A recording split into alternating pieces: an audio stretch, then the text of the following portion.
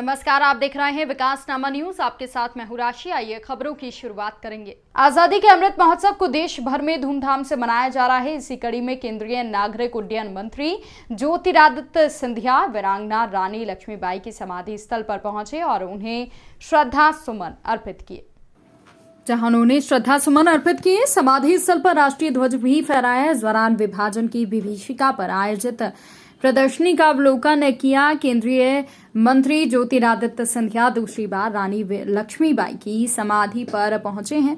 BJP में आने के बाद ये दूसरा मौका है जब सिंधिया ने रानी लक्ष्मीबाई को समाधि स्थल पर श्रद्धा सुमन अर्पित किए। हर घर तिरंगा अभियान के तहत फूलबाग लक्ष्मी समाधि स्थल के साथ ही केंद्रीय जेल में कार्यक्रम आयोजित हुए।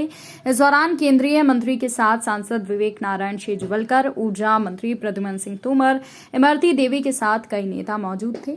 मौके पर स्वतंत्रता संग्राम सेनानियों के साथ ही विभाजन की विभीषिका झेलने वाले लोगों का सम्मान किया। दो अलग अलग स्थानों पर आयोजित हुए कार्यक्रम में शामिल होने के बाद सिंधिया ने कहा कि आजादी के अमृत महोत्सव के तहत देश भर में हर्षोल्लास का माहौल है। विभाजन की विभीषिका दिवस भी है, जहां एक देश के दो टुकड़े किए गए, 1 करोड़ लोगों को विस्थापित होना पड़ा। अपने ही देश में एक तरीके से शेल्टर होम में रहकर दोबारा अपनी जिंदगी शुरू करना पड़ी। उनकी त्याग, तपस्या, उन्हीं कठिनाइयों को याद करने का आज दिन है। वहीं प्रधानमंत्री जी का संकल्प है कि देश को एक नक्षत्र की तरह उभरने का, एक विकसित प्रगतिशील देश में परिवर्तित करने का और अमृतकाल से शताब्दी काल तक ये 25 वर्ष का सफर जो अतीत को स्वतंत्रता संग्राम सेनानियों के बलिदान को याद करते हुए विभाजन की विभीषिका दिवस में जिन लोगों को अपना सब को छोड़कर दोबारा शून्य से शुरुआत करनी पड़ी, लाखों लोगों की जान गई, 1 करोड़ लोग विस्थापित हुए, उनकी कठिनाइयों को याद करते हुए नमन करने का दिन है। स्वतंत्रता संग्राम सेनानियों और विभीषिका के दौरान जिन लोगों को कठिनाइयों का सामना करना पड़ा, उनको याद करते हुए अगले 25 वर्षों के लिए हमको संकल्पित होना पड़ेगा। ये तिरंगा हमारा अभियान है, हमारे देश की आन बान शान तिरंगा है। देश के राष्ट्रपिता महात्मा गांधी बापू की तपस्या का उदाहरण है।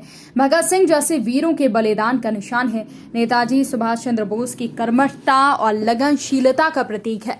बाबा साहब अंबेडकर जैसे महान हस्तियों के राष्ट्र कल्याण की सोच का प्रमाण का प्रतीक है। और इस तिरंगे को अपने दिल में, अपने मन में, अपनी आत्मा में जागरूक कर रखकर देश के प्रति योगदान देने वाले को हम सबको संकल्प लेना है। आज़ादी के अमृत महोत्सव के पावन पर्व पर जहां एक तरफ एक हर्ष और उल्लास का वातावरण है, वहीं आज विभाजन की विभाषिका दिवस भी है,